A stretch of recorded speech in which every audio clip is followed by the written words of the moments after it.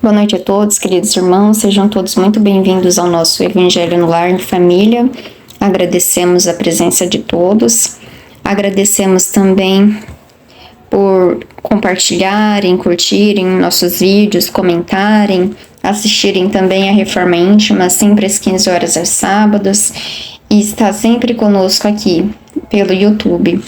Vamos então dar início ao nosso Evangelho no Lar. Querido Mestre, agradecemos imensamente a oportunidade do Evangelho, que possamos ter junto a nós a presença amiga dos nossos benfeitores, dos benfeitores do SESB responsável pelo Evangelho no Lar, que possam nos instruir pela intuição, pela inspiração, para que desenvolvamos a lição da melhor forma possível para o nosso entendimento e compreensão e que consigamos colocá-la em prática em nossas vidas. Convidamos a realizar conosco esse Evangelho a todos os nossos irmãos que se encontram de alguma forma atrelados à psicosfera do nosso lar. Que assim seja. A nossa lição de hoje é a lição de número 11, o Santo Desiludido. Inclinara-se a palestra no lar humilde de Cafarnaum para os assuntos alusivos à devoção, quando o mestre narrou com significativo tom de voz. Um venerado devoto retirou-se em definitivo para uma gruta isolada em plena floresta, a pretexto de servir a Deus. Ali vivia, entre orações e pensamentos que julgava irrepreensíveis, e o povo, crendo tratar-se de um santo Messias, passou a reverenciá-lo com intraduzível respeito. Se alguém pretendia efetuar qualquer negócio do mundo, dava-se pressa em buscar-lhe o parecer. Fascinado pela alheia consideração, o crente estagnado na adoração sem trabalho supunha dever situar toda a gente em seu modo de ser, com a respeitável desculpa de conquistar o paraíso. Se um homem ativo e de boa fé lhe trazia à apreciação algum plano de serviço comercial, ponderava escandalizado: é um erro, apague a sede do lucro que lhe serve nas veias. Isso é ambição criminosa. Vem orar e esquecer a cobiça. Se esse ou aquele jovem lhe rogava opinião sobre o casamento, clamava aflito: é disparate. A carne está submetendo o espírito. Isso é luxúria. Vem orar e consumir o pecado. Quando um outro companheiro lhe implorava conselho acerca de algum elevado encargo na administração pública, exclamava compungido: é um desastre. Afasta-se da paixão do poder. Isso é vaidade e orgulho. Vem orar e vencer os maus pensamentos. Surgindo pessoas de bons propósitos, reclamando-lhe a opinião quanto a alguma festa de fraternidade em projeto objetiva, irritadiço. É uma calamidade. O júbilo do povo é desregramento. Fuja à desordem, venha orar, subtraindo a tentação. E assim cada consulente, em vista da imensa autoridade que o santo desfrutava, se entristecia de maneira irremediável e passava a partilhar-lhe os ócios na soledade, em absoluta paralisia da alma. E o tempo, todavia, que tudo transforma, trouxe ao preguiçoso adorador a morte do corpo físico. Todos os seguidores dele o julgaram arrebatado ao céu, e ele mesmo acreditou que do sepulcro seguiria direto ao paraíso. Com inexcedível assombro, porém, foi conduzido por forças das trevas a terrível purgatório de assassinos. Em pranto desesperado indagou, à vista de semelhantes e inesperada aflição dos motivos que lhe haviam sitiado o espírito em tão pavoroso e infernal torvelinho, sendo esclarecido que, se não fora homicida vulgar na terra, era ali identificado como matador da coragem e da esperança, em centenas de irmãos em humanidade. Silenciou Jesus, mas João, muito admirado, considerou: Mestre, jamais poderia supor que a devoção excessiva conduzisse alguém a infortúnio tão grande. O Cristo, porém, respondeu imperturbável: Plantemos a crença e a confiança entre os homens, entendendo, entretanto, que cada criatura tem o caminho que lhe é próprio. A fé sem obra é uma lâmpada apagada. Nunca nos esqueçamos de que o ato de desanimar os outros nas santas aventuras do bem é um dos maiores pecados diante do poderoso e compassivo Senhor. O santo desiludido, ele tem várias partes em que vários pontos interessantes e importantes para nós comentarmos. Jesus narra uma história e ele vai nos dizendo: nós já sabemos que Jesus sempre nos convida ao trabalho, que toda a instrução ela vem aliada ao trabalho. Eu não aprendo para ficar ocioso, para que esse ensinamento sirva apenas a mim, ou nem mesmo a mim. Todo estudo elucidativo espiritual, ele tem um porquê de existir. Ele é para nossa autoiluminação e para a iluminação também dos nossos irmãos. Todo aquele que se ilumina, que aprende, que esforça e que cresce espiritualmente, tem depois o objetivo de também elevar aos outros irmãos. Não é isso que a gente está aprendendo nas outras lições também com o mestre? E ele diz aqui que esse venerado devoto, esse santo desiludido, por que santo desiludido, né? Esse personagem, ele se retira, ele se isola a pretexto de servir a Deus, como se afastado da sociedade, afastado de todos, ele ali serviria melhor a Deus do que em meio à multidão que vê que tem pensamentos, sentimentos, emoções e atitudes que estão em desacordo com os ensinamentos de Jesus. Então ele decide se isolar. E ali ele vivia entre orações e pensamentos que julgava irrepreensíveis. Ele julgava, não que ele fosse, não que ele tivesse pensamentos e orações que realmente estavam em consonância, comungando os princípios cristãos e de Deus. E ele, crendo tratar-se de um santo Messias, o povo crendo que tratava-se de um santo Messias, porque era alguém que se retira da sociedade para se isolar e para ter, teoricamente, uma vida santa, as pessoas começaram a ter por ele uma certa veneração. E ele mesmo, fascinado pela veneração alheia, considerava-se um santo. Ele era crente de que ele fosse um santo. E ele, estagnado na adoração sem trabalho, supunha dever situar toda a gente. Ele não só acreditava que ele de fato era um santo, como ele acreditava capaz de instruir todos aqueles que viessem a ele para buscar uma instrução e um auxílio, nesse ego imenso que ele carregava. E aí, então, sempre quando um homem ia ter com ele para saber dele uma instrução, um auxílio, ele sempre dava o mesmo conselho. Então foi um homem muito ativo e de boa fé, que trazia à apreciação algum plano de serviço comercial. Ele buscava uma instrução comercial. E aí ele falava que não, que era um erro, que apaga a sede do lucro.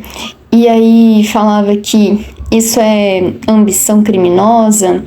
E aí ele aconselhava todos: venham orar e esquecer a cobiça. E aí vinham jovens que rogavam a opinião dele a respeito do casamento, aí ele dizia que era um disparate, a carne está submetida ao espírito, isso é luxúria, venha orar e consumir. Ou seja, não tenha casamento, não tenha comércio. E aí quando um outro companheiro lhe implorava conselho acerca de algum elevado encargo na administração pública, exclamava compungido: é um desastre, afaste-se da paixão pelo poder, isso é vaidade e orgulho, venha orar e vencer os maus dos pensamentos. E mais uma vez, ele dizia orar para vencer os pensamentos ruins. Surgindo assim pessoas de bons propósitos, reclamava-lhe a opinião quanto a alguma festa de fraternidade em projeto objetiva. E aí ele falava irritadiço: isso é uma calamidade, o júbilo do povo é desregramento, fuja a desordem, venha orar, subtraindo-se à tentação. E assim todas as pessoas que se encontravam ativas e trabalhando, ele foi conduzindo para que elas tivessem a mesma vida de paralisia, na qual ele se desfrutava. E por causa da imensa autoridade que o santo demonstrava ter, que ele desfrutava, mas aqui vamos fazer um adendo, um parêntese, ele não era um santo. As pessoas o julgavam santo pela forma como ele se portava. Nós nos confundimos bastante. Sempre quando alguém se porta a ser alguém iluminado, a gente logo pelo fanatismo, pela crença de acreditar que aquela pessoa seja um representante de Deus na Terra, a gente sempre busca venerar, ouvir aquela pessoa como se ele fosse de fato um santo. Nós temos na humanidade diversos exemplos disso, tá aí tantas seitas malucas que existem, tantas coisas que a gente vê e fica até abismado por causa dessa idolatria que o ser humano ainda tem, a tendência fanática que ainda conduzimos dentro de nós, e que isso faz muito mais mal do que bem. E aí ele, então, todas as pessoas que vinham até ele, buscavam auxílio, se entristeciam de maneira irremediável. Não tinha mais remédio, não tinha mais o que fazer para essas pessoas, e elas passavam a partilhar o ócio em soledade, em absoluta paralisia da alma, ou seja, todos aqueles que se encontravam em crescimento, em evolução, em progresso, estavam ativos, estavam em desenvolvimento, mas vinham até ele para buscar um amparo, um auxílio, um esclarecimento, uma direção. Ele conduzia a todos numa paralisia do ócio, assim como ele se encontrava. E aí Jesus então conta que ele teve um fim bastante trágico, porque o tempo tudo revela. O tempo revela tudo que está escondido. Toda a verdade é revelada com o tempo. A gente vê isso muito claramente em tudo na nossa história. E aí ele fala que quando esse ser iluminado, entre aspas, desencarna, os seus seguidores acreditavam que ele seria arrebatado para o céu. E ele mesmo acreditava, na sua prepotência, que ele também fosse ser conduzido para o paraíso, mas não foi assim. E ele foi conduzido por forças terríveis das trevas, a terrível purgatório de assassinos. E aí ele, em prantos, desesperado, ele indaga, por que ele está sendo conduzido a um local de assassinos, sendo que ele não era um assassino no vulgar da terra, ele não matou ninguém. E aí ele então é esclarecido que se ele não era um vulgar homicida, era ali identificado como um matador da coragem e da esperança em centenas de irmãos em humanidade. Olha só a responsabilidade que nós carregamos enquanto cristãos, enquanto seres humanos em desenvolvimento. Não matar a coragem é a esperança. Aqui ele foi julgado porque tudo bem que ele quisesse ficar paralisado na alma, que ele quisesse se identificar como um santo, mas a partir do momento em que ele conduziu pessoas ao mesmo estado de alma que ele, considerando-se um representante, alguém que estivesse em condições de auxiliar alguém, e fez com que essas pessoas estivessem na mesma condição que ele, pela prepotência e arrogância dele, ele matou a esperança e a coragem de centenas de irmãos em humanidade. E isso fez com que ele fosse considerado um vulgar homicida, por matar a coragem e a esperança dos irmãos. E João, então, fica surpreso e fala para Jesus, né? Jamais poderia supor que a devoção excessiva conduzisse alguém a infortúnios tão grandes. E Jesus então esclarece que plantemos a crença e a confiança entre os homens. Entretanto, devemos entender, né, que cada criatura tem o caminho que lhe é próprio. Cada ser humano tem o caminho que lhe é próprio. Até mesmo a devoção a Deus, essa devoção religiosa, esses trabalhos religiosos, eles necessitam de vocação. Nem todos que reencarnam na Terra têm a vocação de ensinar, de auxiliar.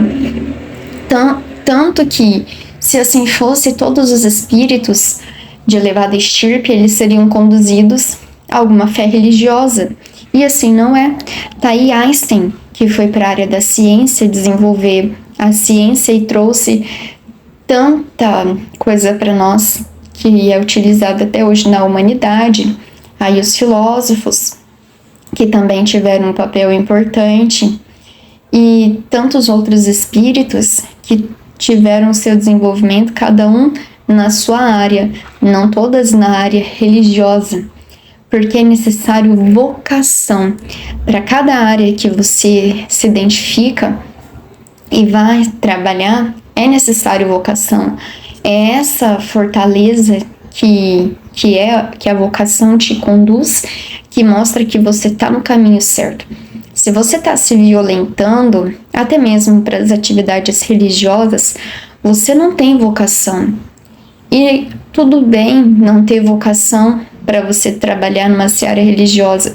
Talvez a sua vocação esteja em outro departamento, no trabalho no qual você se encontra, na administração pública na qual você se encontra, no comércio no qual você se encontra, na família que é representada pelo casamento, nas diversas organizações sociais, ONGs de animais, abrigos de idosos. Vai fazer trabalho nesses lugares. Talvez ali seja o seu local de vocação e não num templo fechado. Cada um tem o seu local de auxílio. E aqui Jesus coloca que cada criatura tem o caminho que lhe é próprio. A fé sem obra é uma lâmpada apagada. E aqui ele nos coloca a importância da obra, da ação, do trabalho, de exteriorizar aquilo que a gente aprende. De nada adianta eu ser um manual vivo, eu ter gravado na minha memória todo o ensinamento de Jesus, a Bíblia, eu ser uma Bíblia ambulante. Não é esse o objetivo que a gente estuda. O objetivo pelo qual a gente deve estudar é para o nosso autoaprimoramento, para a nossa evolução. E retirando de nós as nossas inferioridades e nos conduzindo à autoiluminação, à evolução, a auxiliar aos nossos irmãos.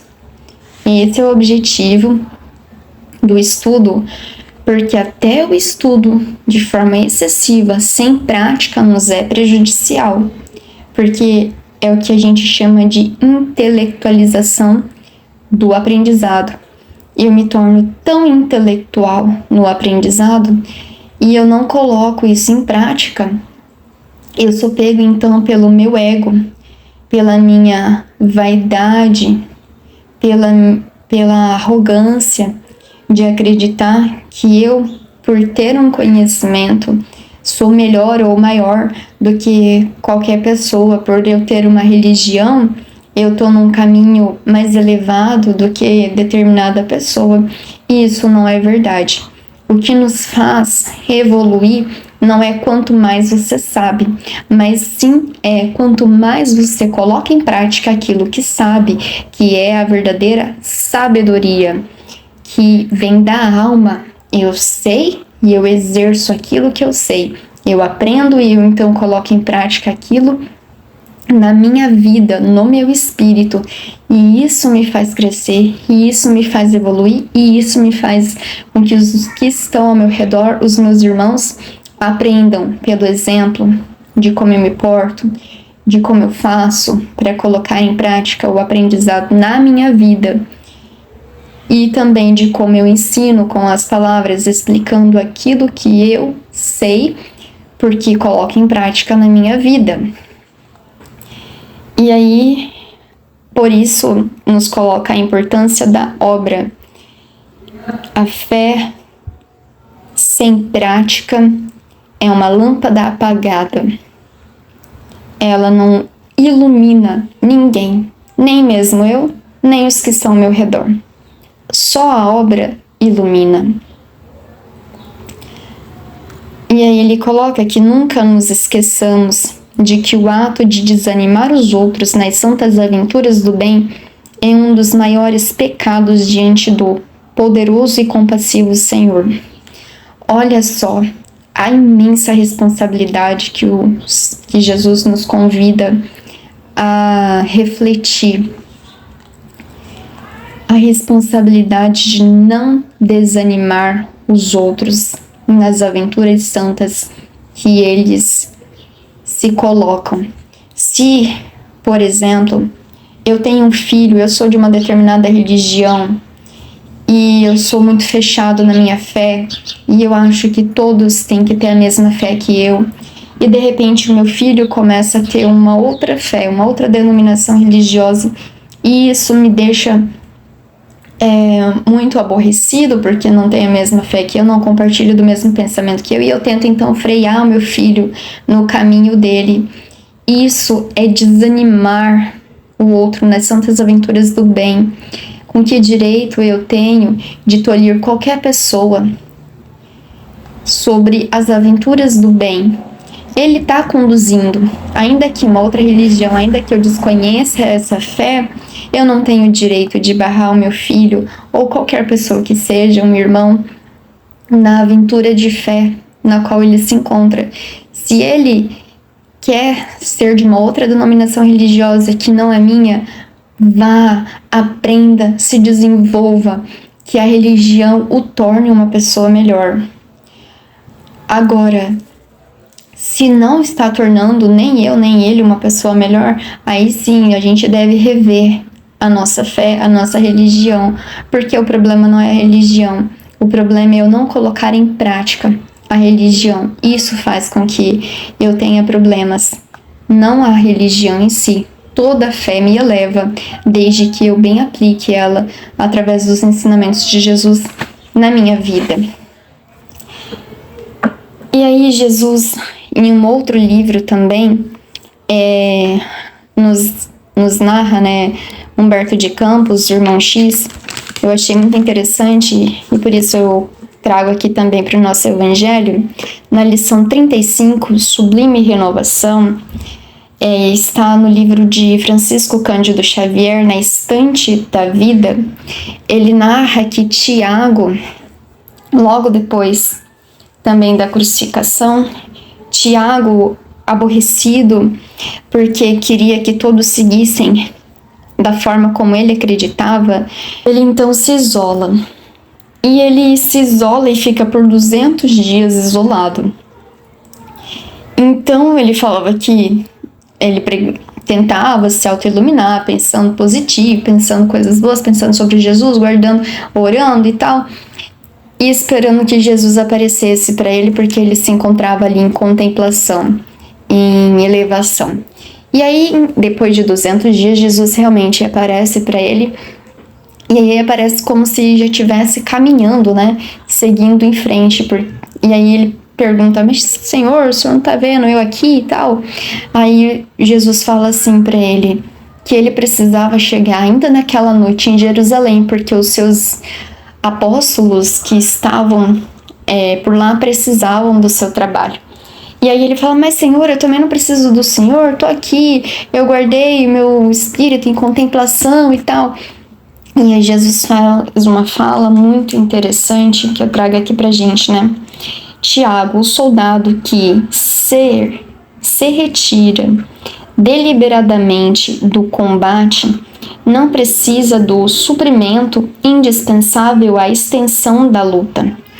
Deixei aos meus discípulos os infortunados da terra, como herança. O Evangelho é construção sublime da alegria e do amor. E, enquanto houver no mundo um só coração desfalecido, o descanso ser-me-á impraticável. Então o Mestre nos ensina que ele deixou a nós, aos seus discípulos, a responsabilidade da implantação do reino dos céus dentro dos nossos corações e também nos corações dos nossos irmãos. Onde houver um infortunado na terra, ali devemos estar nós para amparar, auxiliar, socorrer, instruir, servir, trabalhar. E aí, então, Tiago percebe que aquela contemplação no qual ele se encontrava não era o que o Senhor esperava que ele fizesse, mas sim o trabalho. E aí, Jesus fala para Tiago, e é uma reflexão muito importante para nós também. Devo apenas dizer-te, é fácil ser santo à distância dos pecadores. Então Jesus nos convida a refletir que é fácil ser santo sem nenhum pecador conosco. É fácil ser santo sem ter um familiar que te aborrece. É fácil ser santo sem ter alguém do trabalho que te espizinha todos os dias. É fácil ser santo à distância. Por isso é tão importante a convivência. Também na lei de sociedade, lá os espíritos vão orientar a respeito da necessidade de nós termos o contato com os outros irmãos, e que é esse contato com os nossos instrumentos, que são os nossos irmãos, que nós vamos olhar os nossos defeitos, eles são para nós os nossos espelhos. As pessoas que conosco convivendo vão despertar em nós aquilo que necessitamos melhorar, aquilo que a gente achava que era bom e que não é. Eles vão nos dizer através das suas falas ou mesmo dos seus próprios comportamentos. E ali a gente vai ter a oportunidade de ver eles refletir em nós, nos melhorar. Um filho que nos exercita a paciência, alguém que nos necessita de amor, e assim a gente vai evoluindo uns com os outros, uns auxiliando os outros.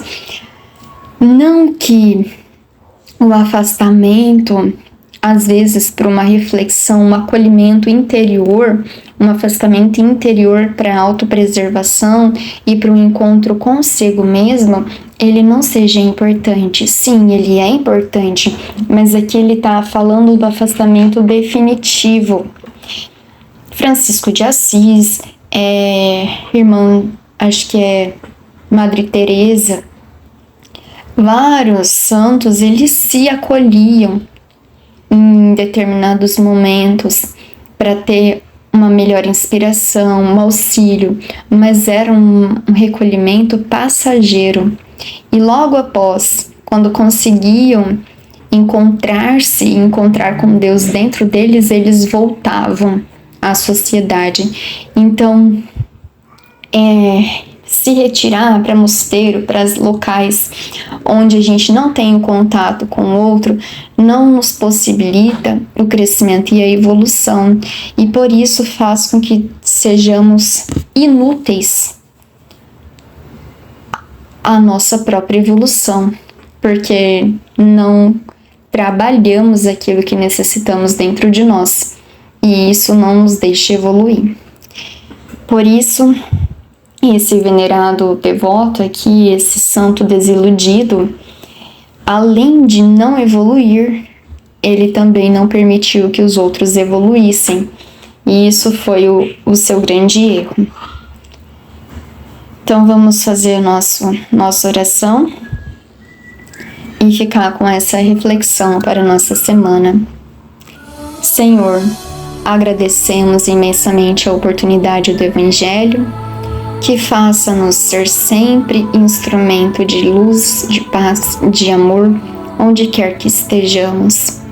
Que possamos sempre, constantemente, nos autoelevar, que as lições, os evangelhos, os estudos sirva para nós de degraus, para que consigamos superar a nós mesmos, colocando em prática os seus ensinamentos no nosso âmbito da nossa família, em onde quer que estejamos, e mesmo dentro de nós, auxiliando a todos os que conosco convivem, seja no plano físico ou no plano espiritual. Rogamos por todos os nossos irmãos que assistem conosco esse Evangelho, que a equipe espiritual vão até os seus lares, que façam a limpeza psíquica, fluidificando as suas águas, colocando nelas os elementos necessários para o seu refazimento físico, orgânico, espiritual, amparando e socorrendo a todos os nossos irmãos que se encontram atrelados à psicosfera dos seus lares, conduzindo-os às colônias espirituais do SESB, entre outras, para que também recebam o benefício do nosso Evangelho. Que assim seja. Agradeço a presença de todos, que possamos ter uma excelente semana